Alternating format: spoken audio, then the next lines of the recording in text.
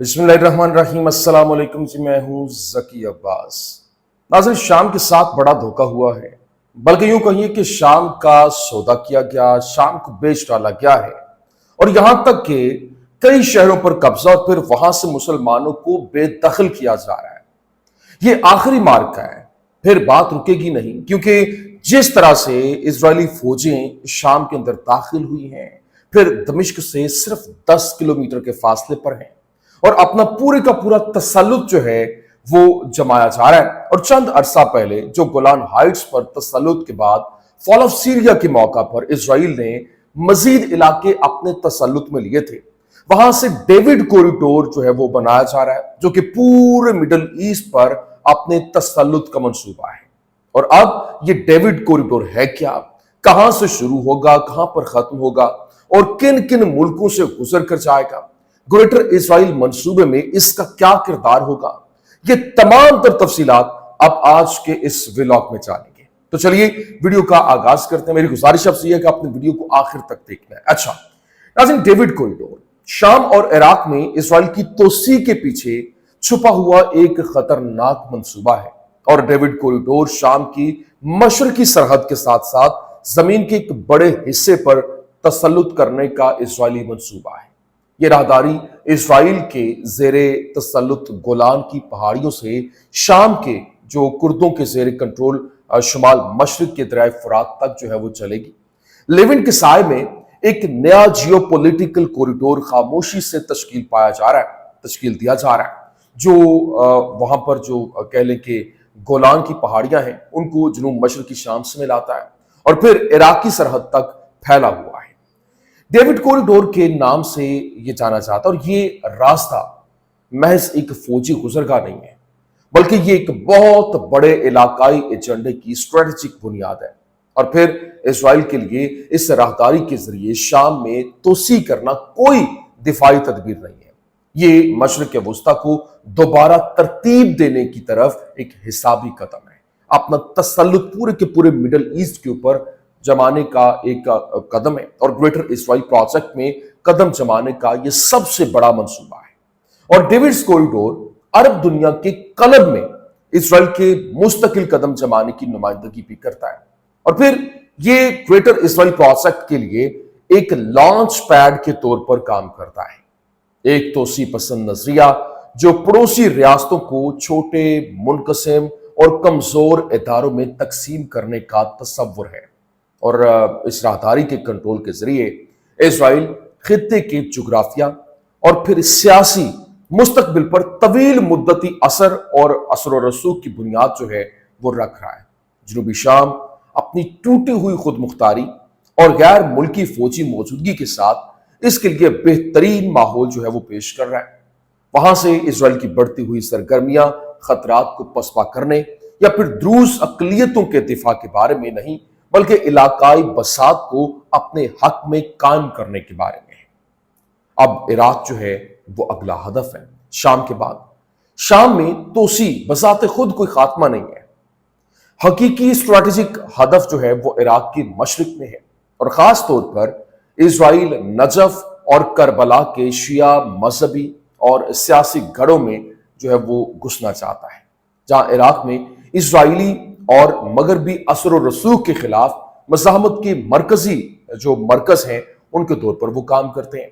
और इन मराकज को गैर मुस्तकम करने से इराक के अंदर ताकत का तवाज़ुन बदल सकता है और तोसी के जरिए वसीतर मज़ाहमती महवर ऐसा करने के लिए इजराइल प्रॉक्सी फोर्सेस पर इन्हिसार करता है। खास तौर पर अमेरिका के जेरे कंट्रोल तनुफ अड्डे से काम करने वाली जो ISIS की बाकियात हैं, ये ग्रोह अगरचे नजरियाती तौर पर मुख्तलिफ हैं, एक मकसद पूरा करते हैं और फिर कवाराना तनाज़ुर को भड़काना और इराकी जो इत्तेहाद उसको पारा पारा करना, ये सारी गेम है। उर्दन, इराक और शाम के दरमियान स्ट्रेटेजिक सैफरी की जो सरहदी इलाके के करीब राहदारी के साथ इजराइल को निस्बतन आसानी के साथ साथ इराकी सरहद के पार ऑपरेटिव हथियारों और अफरा तफरी फैलाने की सलाहियत जो है वो भी हासिल हो जाएगी। और फिर उर्दन का किरदार, खा वो गैर फाल हो या पेचीदा, इजराइल को एक महफूज जनूबी बफर जोन फ्राहम करता है और इस बात को यकीनी बनाता है कि उसकी पुश्त महफूज रहे, जबकि वो इराक को गैर मुस्तहकम करता है। लेकिन इराक से ईरान तक एक पूरी की पूरी गेम जो है वो बनाई गई है, और इंटेलिजेंस और फिजाई ताकत, यहां तक कि शाम और इराक पर फौरी असरात के अलावा डेविड्स कॉरिडोर ईरान के खिलाफ एक अहम फायदा पेश करता है, और एक बार ऑपरेशनल होने के बाद कॉरिडोर सहूलत फराहम करता है, जबकि ईरानी सरजमीन तक इंटेलिजेंस और मुमकिन फौजी हमलों के लिए फिजाई रास्ते तक रसाई है। जमीन पर इंटेलिजेंस का जखीरा शाम से इराक और मुमकिन तौर पर मगरबी ईरान तक फैले हुए नेटवर्क्स के साथ मज़ाहमती कॉस की निगरानी और फिर खलल डालने का एक प्लेटफॉर्म जो तेहरान से बगदाद और दमिश्क से बैरूत तक चलता है। मुख्तसरन इस राहदारी को कंट्रोल करने से इसराइल को बराह रास्त जंग शुरू किए बगैर दुश्मन के इलाके में बेमिसाल रसाई, बेमिसाल ताकत जो है वो मिल जाएगी।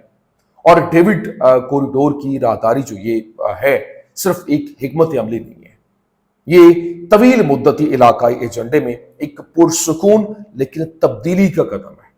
जिस तरह से शाम में तोसी करके और इराक पर निगाह डालकर इसराइल मशरिक वस्ता में ताकत के तवाज़ुन को दोबारा से लिखना चाह रहा है, और अपनी जगह पर प्रॉक्सीज के साथ उसकी इंटेलिजेंस सलाहियतों में इजाफा और उसकी राहदारी में तोसी के साथ इसराइल अब सिर्फ अपनी सरहदों का दिफा नहीं कर रहा, बल्कि इनकी नई तारीफ कर रहा है। बात सिर्फ यहां नहीं रुकती है। इसराइल के शाम पर हमलों के बाद अब नेतन्याहू की जानिब से खिताब किया गया और कहा गया कि वो जनूबी शाम के अंदर अस्करियत पसंदी की इजाजत ना देने का अहद करता है।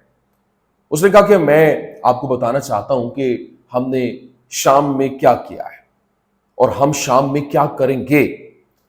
हमने एक वाज़ेह पॉलिसी कायम की, दमिश्क के जुनूब में गोलान से लेकर द्रूज पहाड़ी इलाके तक के इलाके को गैर फौजी बनाना, ये पहली लाइन है। दूसरी लाइन, अपने भाइयों के जो हिफाजत जबल द्रूज के अंदर जो द्रूज रहते हैं, इन दोनों रेड लाइंस की दमिश्क में हुकूमत ने खिलाफ वर्जी की थी।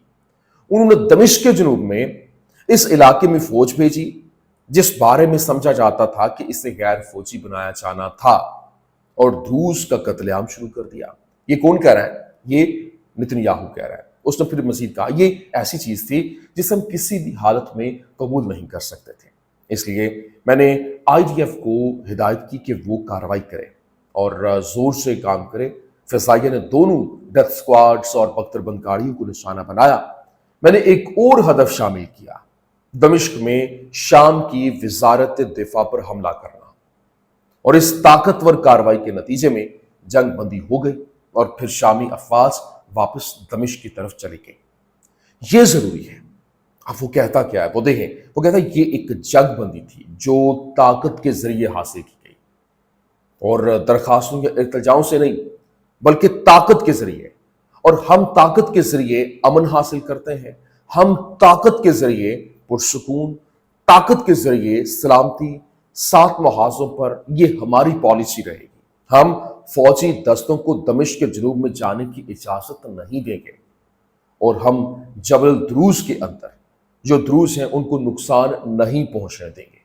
और अब कबाइल के जो ग्रुप्स हैं उन्होंने ताकतों का जो महवर है, जो पावर मोबिलाइजेशन है, वो शुरू कर दी है, और मशरकी और शुमाली शाम के कबाइल से मदद के लिए कॉल्स जो है वो जारी कर दी हैं, ताकि इजरायली हिमायत याफ्ता द्रूज के धड़ों की तरफ से मुहासरा किए गए शहरों को बचाने के लिए हिकमतुल हिजरी से मुंसलिक हों। और फिर स्वेदा में द्रूज के जो रूहानी पेशवा शेख हिकमत अली अल हिजरी है, उसने दमिश्क के साथ 16 जुलाई की जंग बंदी को मुस्तरद कर दिया है, और द्रूज के जंगजुओं से वहाँ शामी अफवाज और दूसरे जो जंगजुओं से लड़ते रहने का मुतालबा किया है।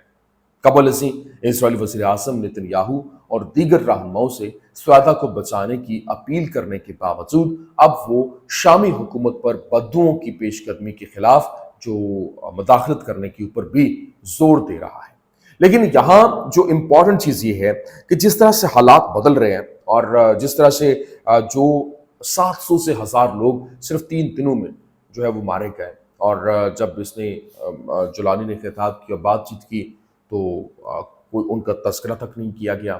ان کے لوگ جو ہے وہ سڑکوں پہ احتجاج کر رہے ہیں کہ یہ ہے کون، مطلب یہ کس طریقے سے جو ہے وہ ہمارے لوگوں کا خون کس کے ہاتھ پہ ہے، اور اس کے باوجود وہ ماننے کے لیے تیار نہیں ہے۔ اور اب لوگ جو ہے، کیونکہ جس طرح سے وہاں پر سویدہ کے اوپر تسلط، دمشق سے 10 کلومیٹر کے فاصلے تک فوجوں کا پہنچ جانا، وہاں پر جو شام ہے وہاں سے سویدہ سے مسلمانوں کو نکالا جا رہا ہے۔ دیگر علاقوں میں جو دمشق سے 10 کلومیٹر کے فاصلے پہ پرے جو کنیترا اور دیگر علاقوں میں جو لوگ تھے، ان کو وہاں سے بے دخل کیا جا رہا ہے، مسلمانوں کو بے دخل کیا جا رہا ہے، لیکن کوئی ہے جو ان کی آواز سنے؟ کوئی نہیں ہے، سب خاموش تماشائی ہے۔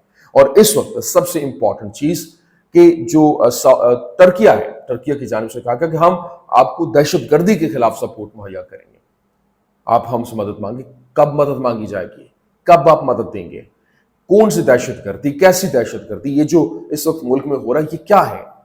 اب جس طرح سے ایران نے اپنی طاقت کا مظاہرہ کیا، اپنے میزائلوں کی چمک دمک دکھائی، وہ پوری دنیا نے دیکھا۔ اب وقت ہے کہ ترکیہ بھی اپنی طاقت دکھائے، نہیں تو پھر جو اگلا ترنے والا ہے وہ بننے کی تیاری کر لے۔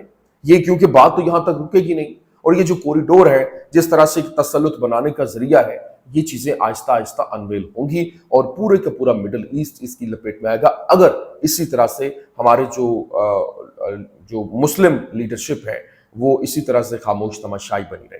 یہ کچھ اہم ترین اپڈیٹس تھیں، میں نے کہا میں آپ کے سامنے رکھ دوں۔ امید کرتے ہیں ویڈیو آپ کو پسند آئی ہوگی، پسند آنے کی صورت میں لائک کیجیے، شیئر کیجیے، اور ہمارے چینل کو سبسکرائب کرنا مت بھولیے گا۔ شکریہ۔